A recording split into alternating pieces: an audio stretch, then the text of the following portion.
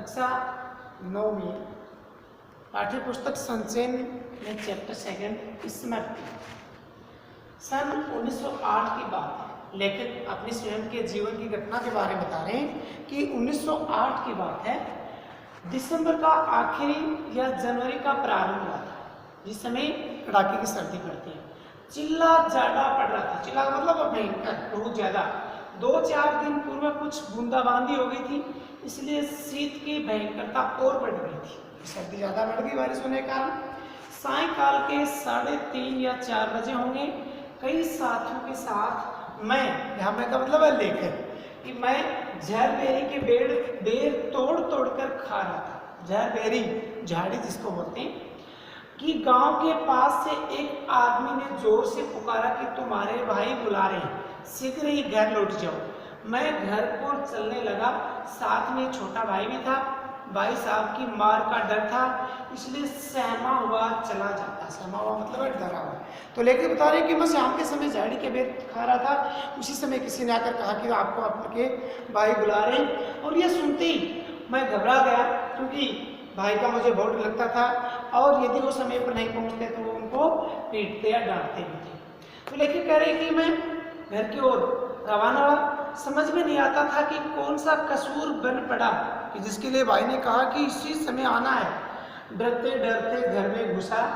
आशंका थी, आशंका मतलब संदेह, या कह सकते हैं कि मन में एक भ्रम था, डर था कि बेर खाने के अपराध में ही तो पेशी न हो। पर आंगन में भाई साहब को पत्र लिखते पाया। अब पीटने का भय दूर हुआ, कि मन में जो आशंका थी कि कहीं कोई अपराध तो नहीं कर दिया जिसके लिए भाई बुला रहे हो, पीटने ना लग जाए। लेकिन भाई को देखा कि वो पत्र लिख रहे हैं तो समझ गए कि शायद पत्र को डालने के लिए बुला रहे हैं। हमें देखकर भाई साहब ने कहा, इन पत्रों को ले जाकर मक्खनपुर, एक जगह का नाम है, डाक खाने में डाला, पोस्ट ऑफिस में तेजी से जाना, जिससे शाम की जो डाक निकले उसमें चिट्ठियां निकल जाएं। ये बड़ी जरूरी चिट्ठियां हैं। जाड़े के दिन थे, 30 पर हवा, इस पर भी हवा के प्रकोप से कंपकंपी लग रही थी, ठंडक लग रही थी। हवा मजा तक ठिठुरा रही थी। मजा मतलब हड्डियों को भी कंपित कर रही थी, कहीं की ज्यादा वो हड्डियों में भी मालूम महसूस हो रहा था। इसलिए हमने कानों को धोती से बांधा, और माँ ने बुझाने के लिए थोड़े चने एक धोती में बांध कर दिए। बुझाने का मतलब है भुनवाने के लिए। हम दोनों भाई अपना डंडा लेकर घर से निकल पड़े। उस समय उस बबूल के डंडे से जितना मोह था, मोह का मतलब होता है लगाव या कहीं स्नेह, उतना इस उम्र में राइफल से भी नहीं। कहने का मतलब कि जहां पर भी जाते उस डंडे को साथ लेकर जाते। मेरा डंडा अनेक सांपों के लिए नारायण वाहन हो चुका था, कि मानो उसने उस डंडे से कई सांपों, जिस भी सांप पर प्रहार किया वो सांप मर गया, और कई सांपों को उसने उस डंडे से मारा भी। इस प्रकार लेकर बता रहे हैं कि वो अपने भाई के द्वारा दी गई चिट्ठियों को लेकर घर से रवाना हो जाती है, और रास्ते में उनको किसी का कोई भय डर हो तो उसके लिए वो अपने साथ एक डंडा लेकर जाते हैं, जिससे कि यदि कोई सांप या कुत्ता अन्य कोई जानवर मिले तो उससे अपनी रक्षा कर सके, और उस डंडे को वो बंदूक के रूप में काम में लेते हैं।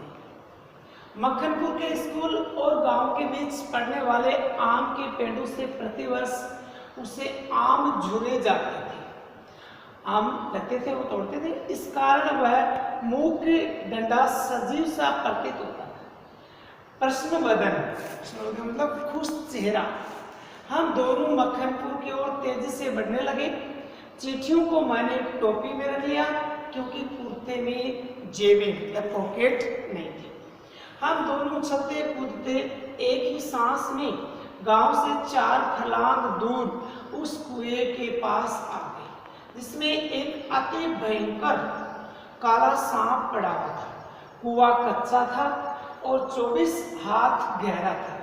उसमें पानी न था। उसमें न जाने सांप कैसे गिर गया था।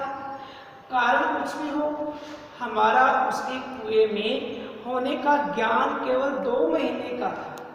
बच्चे नटखट होते ही मक्खनपुर पढ़ने जाने वाली हमारी टोली, उनके ग्रुप के पूरी बानर टोली थी। यहाँ बानर टोली का मतलब नासमझ बच्चे थे। एक दिन हम लोग स्कूल से लौट रहे थे कि हमको कुएं में उचकने की सूझी, कुएं में झुकने की।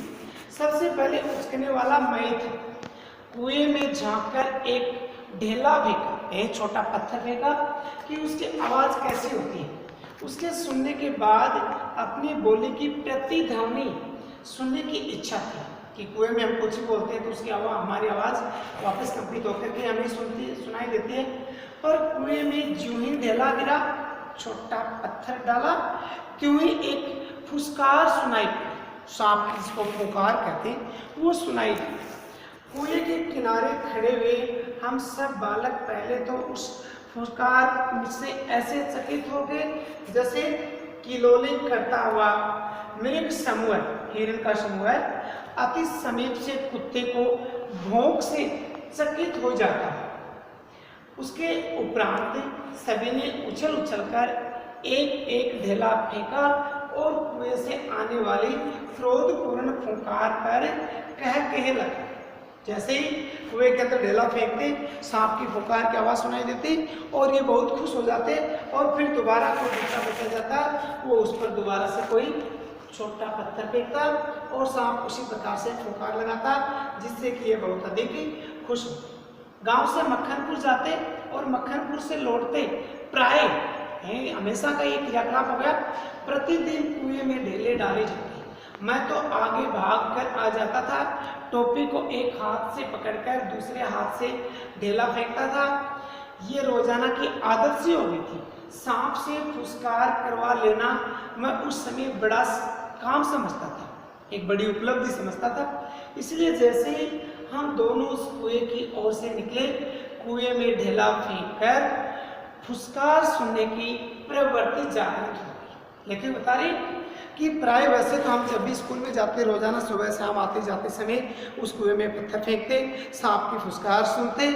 और आज जब मेरे भाई ने हम दोनों भाइयों को चिट्ठियां दी मक्खनपुर डाकघर में डालने के लिए, तो हमने उसी प्रतिक्रिया को दोहराने की एक युक्ति निकाली और उसी क्रियाकलाप के रूप में वो उस कुएं के पास पहुंच जाते हैं। छोटा भाई मेरे पीछे ऐसे हो लिया जैसे कि मानो बड़ा भाई है, वो उसे एक सुरक्षा कर्मी या गार्ड के रूप में भेज रहे हो।